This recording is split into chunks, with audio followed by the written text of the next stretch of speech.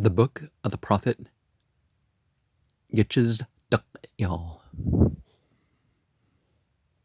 Yeah, Ychdqyal.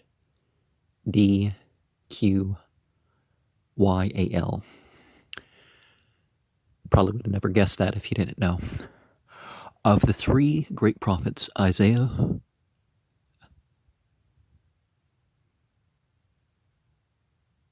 Yeshayahu was primarily the poet, Yirmiyah the preacher, and Yechezkel the mystic. The work of the third offers peculiar difficulties to comprehension or appreciation, yet is, in some ways, the most fascinating of all, to more than ancient alien theorists, of course. Ezekiel's excessive devotion to symbolism and dumb show seems at times puerile and at times repellent, but out of it came the beautiful literary form of the parable. His fantastic visions are often so obscure as to almost be meaningless, but they exercised a direct and powerful influence on much later works as the Book of Daniel, the Book of Revelation, Dante's Paradiso, Milton's Paradise Lost, and the prophetic books of William Blake. Now, the Book of Daniel actually stems from at least 1500 BCE. So, Daniel's a lot older of a story than we realize. Milton's Paradise Lost and the prophetical books of William Blake, his style is often utterly prosaic, but is capable of such deep pathos as that of his dirge over Egypt, or of rising to such splendor of poetic expression as is seen in his lamentation for Tyre. His emphasis upon personal responsibility was so great as to lead him to reject the favorite Jewish doctrine of vicarious righteousness. Well, didn't quite reach the level of the Christian vicarious righteousness, because you were still accountable for yourselves, but on the other hand, he elaborated the system of ritual and ceremony that became the very basis of formal Judaism. Of all his contradictory achievements, it was this last on which Ezekiel, literally a priest and spiritually half priest, half prophet, himself laid the greatest stress. Well, the truest rituals are supposed to come through prophets, right?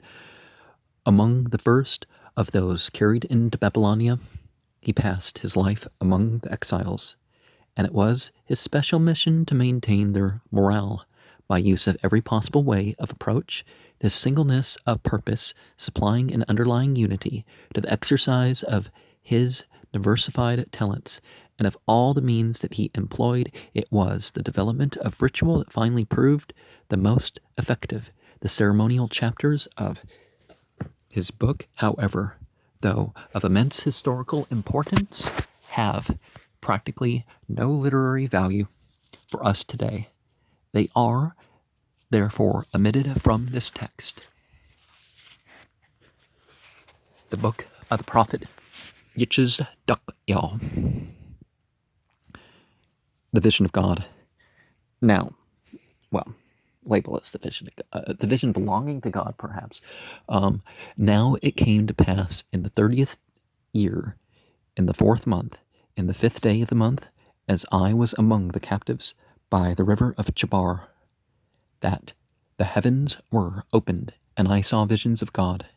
In the 5th day of the month, which was the 5th year of King Jehoiakim's captivity, the word of God as noun and verb came expressly unto Yechezkel, the priest, the son of Buzi, in the land of the Chaldeans, the people who pray 5 times a day, by the river Chebar, and the hand of God as noun and verb was there upon him.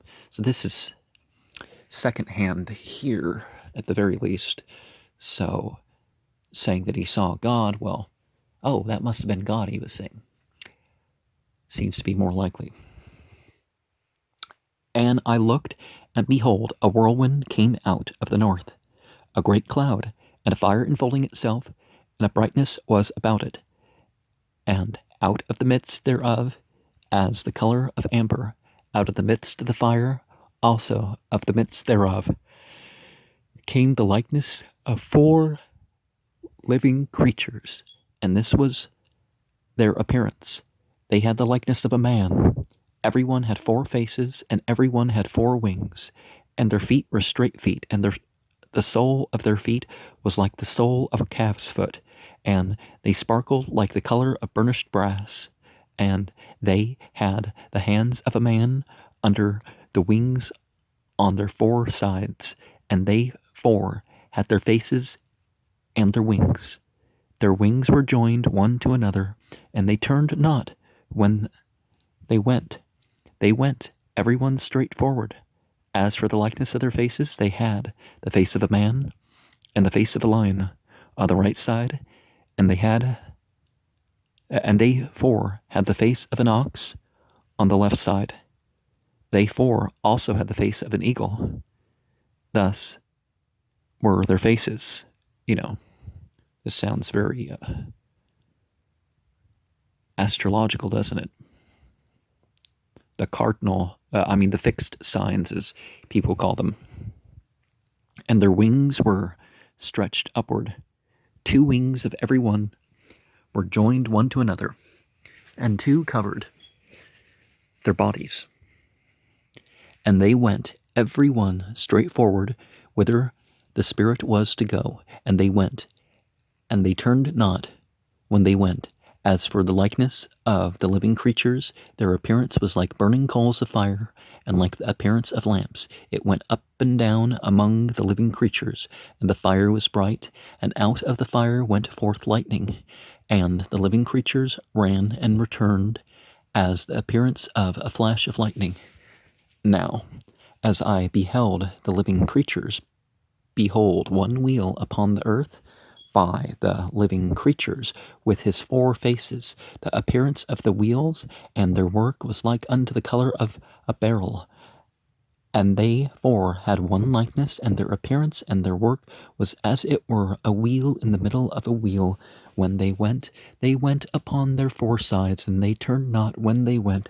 As for their rings, they were so high that they were dreadful, and their rings were full of eyes round about them 4.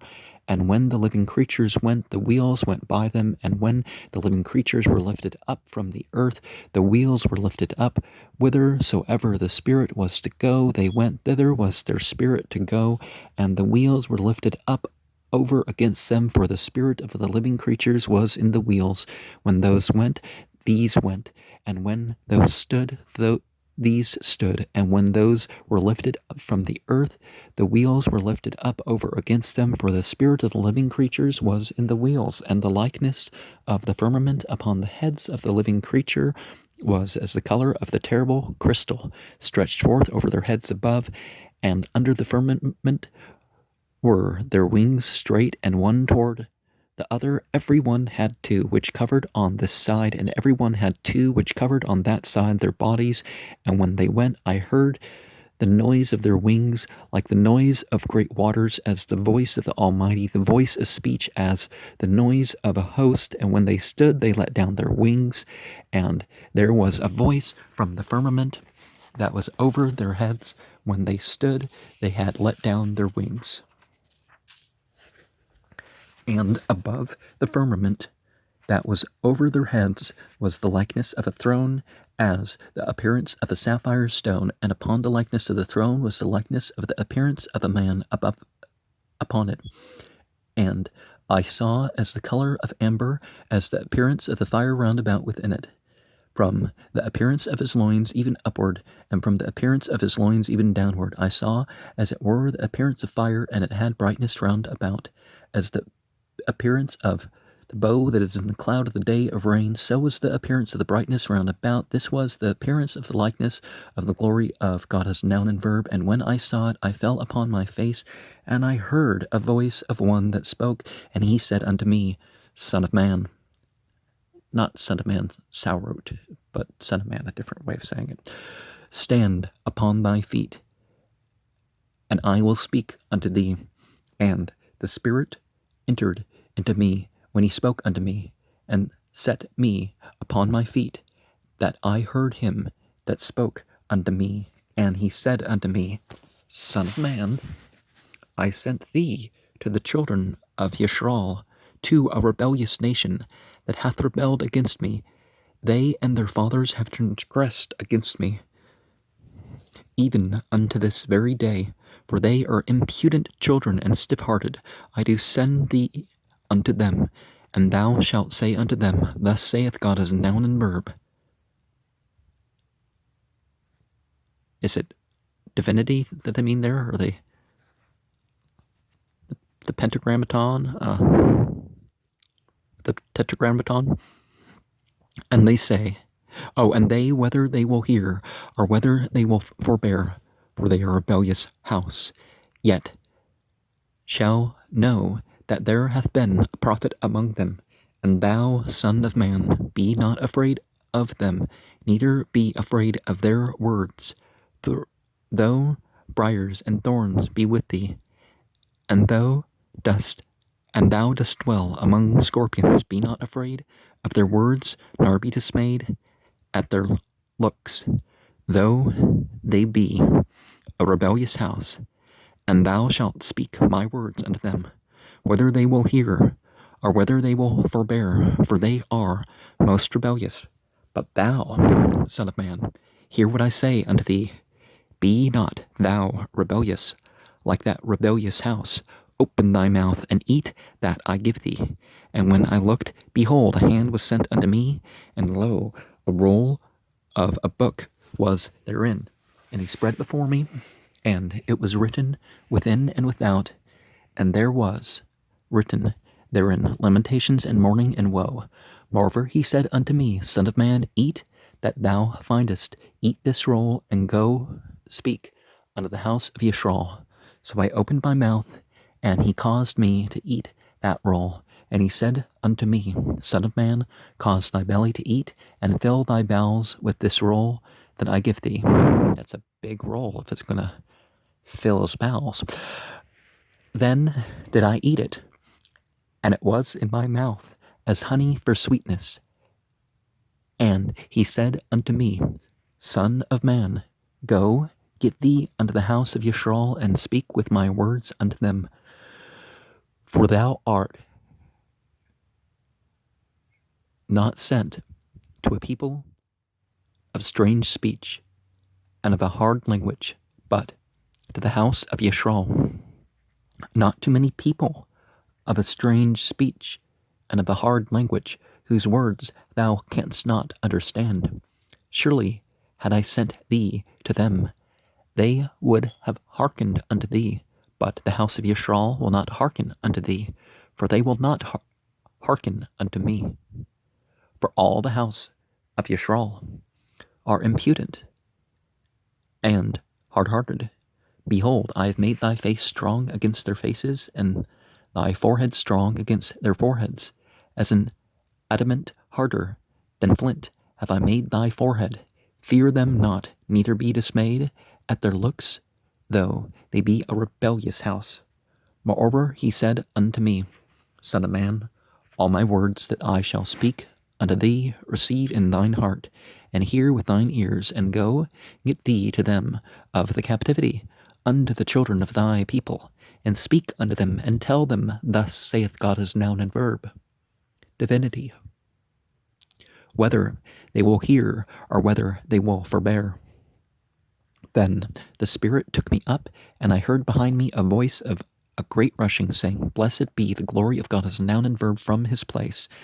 I heard also the noise of the wings of the living creatures that touched one another, and the noise of the wheels over against them, and a noise of great rushing. So the Spirit lifted me up and took me away, and I went in bitterness in the heat of my spirit, but the hand of God, as noun and verb, was strong upon me.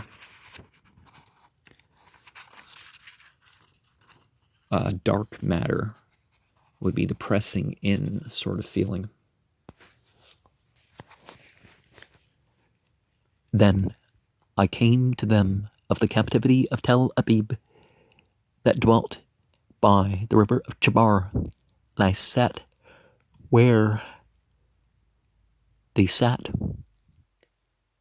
and remained there astonished among them 7 days.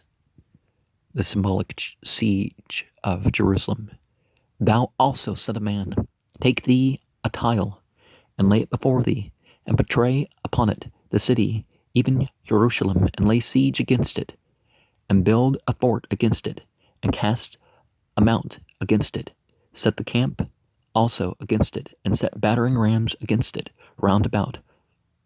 Moreover, take thou unto thee an iron pan, and set it for a wall of iron between thee and the city, and set thy face against it, and it shall be besieged, and thou shalt lay siege against it. This shall be a sign to the house of Yisrael. So,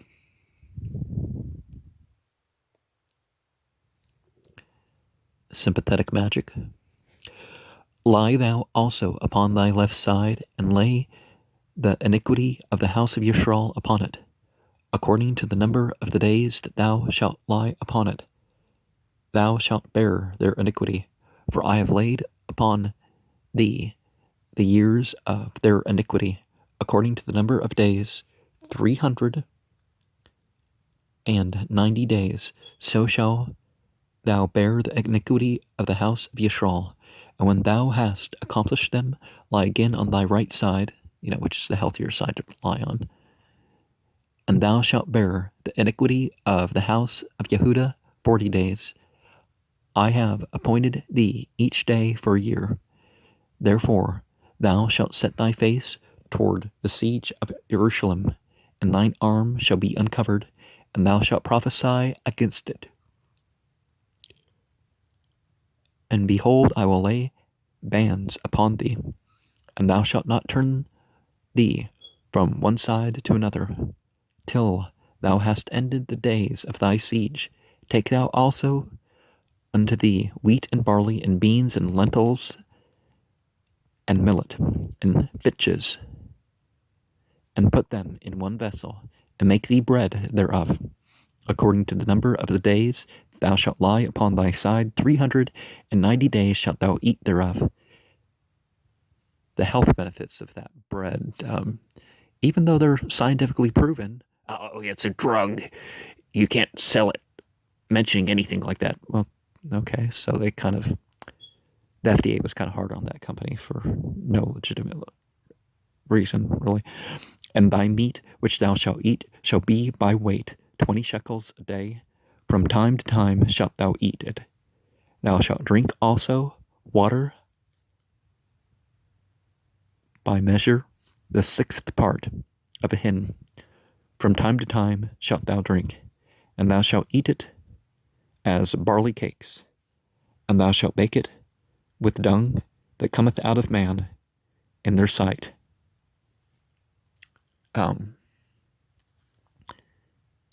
That doesn't sound like something that God would have people do.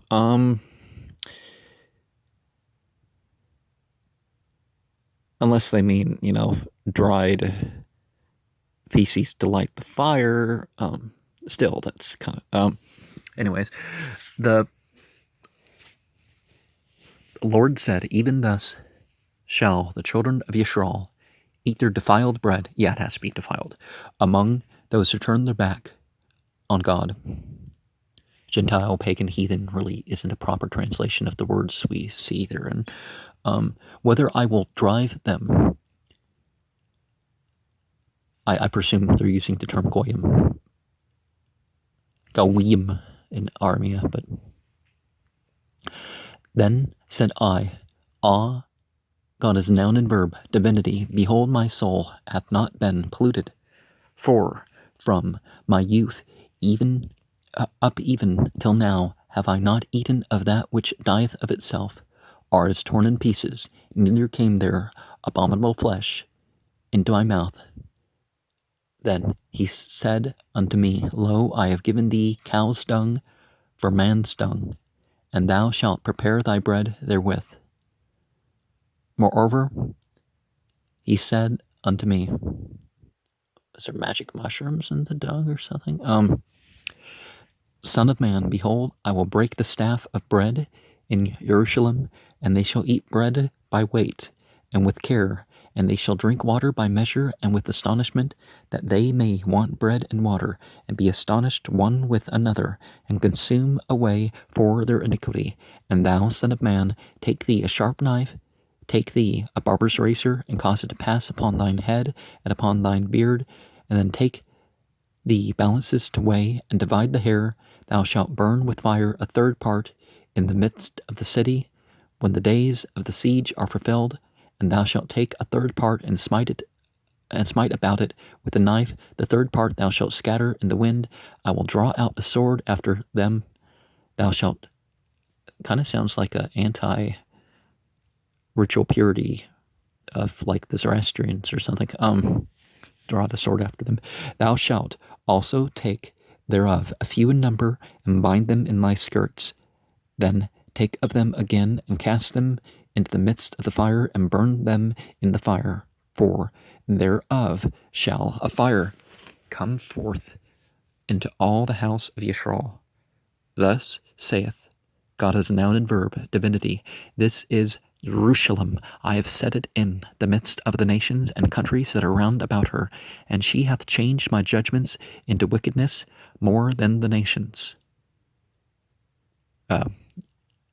Deductive. If you look at some of the Talmudic passages, deductive reasoning and such, flip. Oh, don't follow the commandment. But they're not saying don't follow the commandment. They're reasoning away from it. But that's usually not the direction they're doing. But there is some stuff like that present. And my statutes more than the countries that are round about her, for they have refused my judgments and my statutes. They have not walked in them. Therefore, thus saith God as a noun and verb, divinity, because ye multiplied more than the nations that are round about you, and have not walked in my statutes, neither have kept my judgments, neither have done according to the judgments of the nations that are round about you. Behold, I, even I, am against thee, and will execute judgments in the midst of thee, in the sight of the nations, and I will do in thee that which I have not done, and whether unto I will not do any more the like, because of all thine abominations. Therefore the fathers shall eat the sons in the midst of thee, and the sons shall eat their fathers, and I will execute judgments in thee, and the whole remnant of thee will I scatter into all the winds. Wherefore, as I live, saith God as noun and verb, divinity, surely because thou hast defiled my sanctuary with all thy detestable things, and with all thine abominations, therefore will I also diminish thee, neither shall mine eye spare, neither will I have any pity. A third part of thee shall die with the pestilence, and with famine shall they be consumed in the midst of thee, and a third part shall fall by the sword round about thee, and I will scatter a third part into all the winds, and will draw out a sword after them. Thus shall mine anger be accomplished, and I will cause my fury to rest upon them, and I will be comforted, and they shall know that I, God as noun and verb, have spoken it in my zeal when I have accomplished my fury in them. Moreover, I will make thee waste, and a reproach among the nations that are round about thee in the sight of all that pass by. So shall it be a reproach and a taunt, an instruction and an astonishment unto the nations that are round about thee, when I shall execute judgments in thine anger, in thee in anger and fury, and in furious rebukes. I, God as noun and verb, have spoken it. Jerusalem the harlot. Again, the word of God as noun and verb came unto me, saying, Son of man, cause Jerusalem to know her abominations, and say, Thus saith God as noun and verb, divinity, unto Jerusalem, Thy birth and thy nativity is of the land of Canaan. Thy father was an Amorite, and thy mother a Hittite. And as for thy captivity. In the day thou wast born, thy navel was not cut, neither wast thou washed in water to supple thee. Thou wast not salted at all, nor swaddled at all. None I pitied thee to do any of these unto thee, to have compassion upon thee. But thou wast cast out in the open field to the loathing of thy person. In the day that thou wast born, and when I passed by thee and saw thee polluted in thine own blood, I said unto thee, when thou wast in thy blood, live. Yea, I said unto thee, when thou wast in thy blood, live.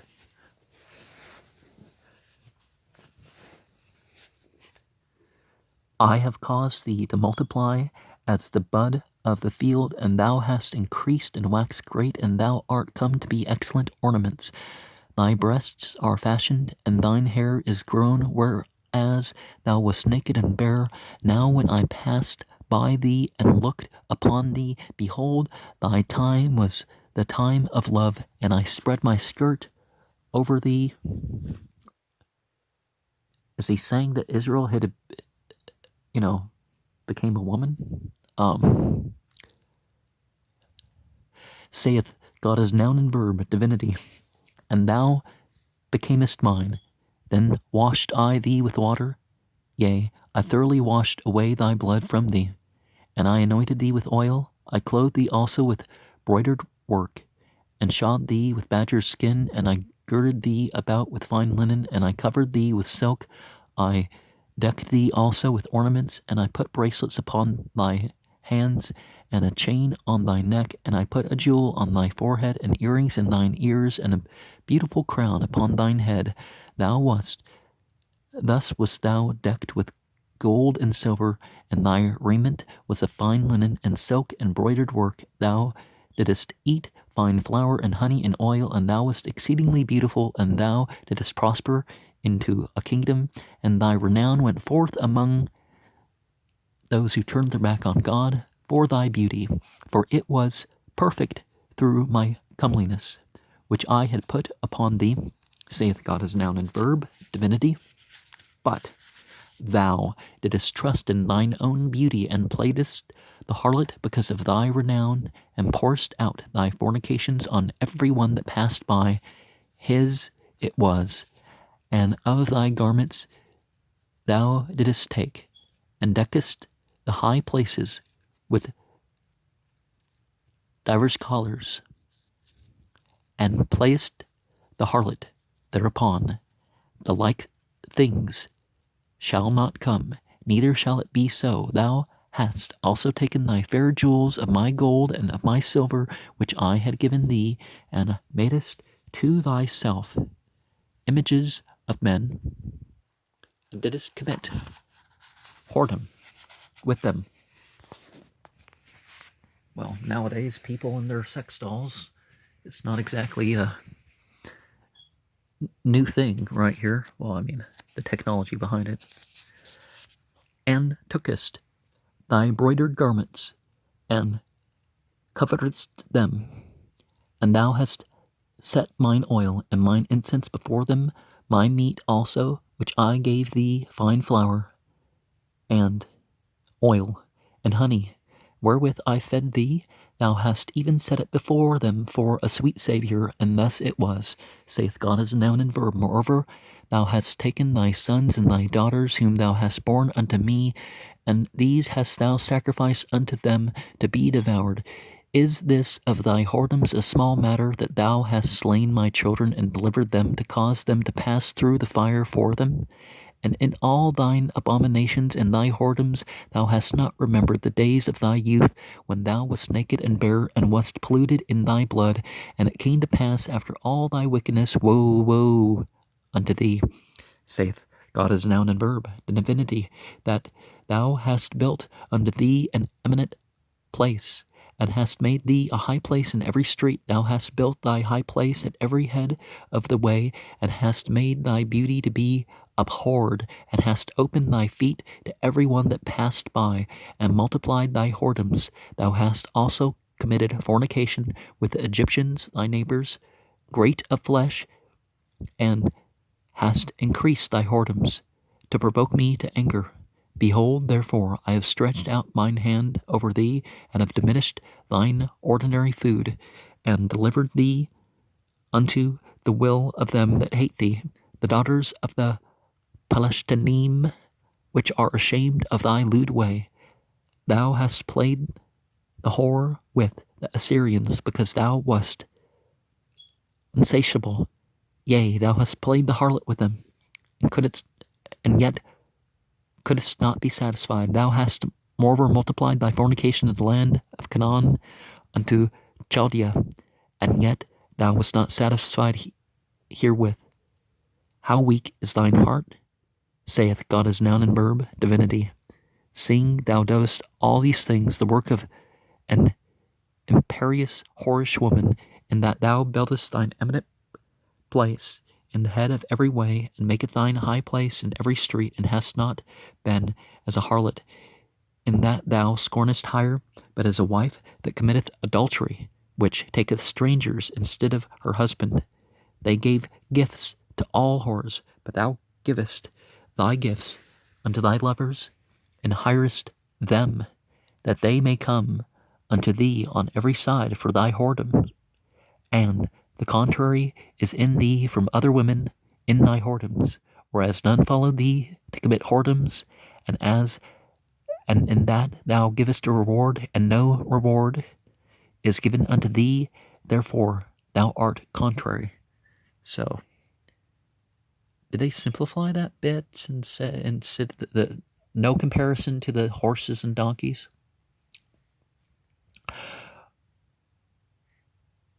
I mean, you don't need to be that graphic, but wherefore, O harlot, hear the word of God as noun and verb. Thus saith God as noun and verb, divinity, because thy filthiness was poured out, and thy nakedness discovered through thy whoredoms with thy lovers, and with all the idols of thy abominations, and by the blood of thy children, which thou didst give unto them. Behold, therefore, I will gather all thy lovers with whom thou hast taken pleasure, and all them that thou hast loved, with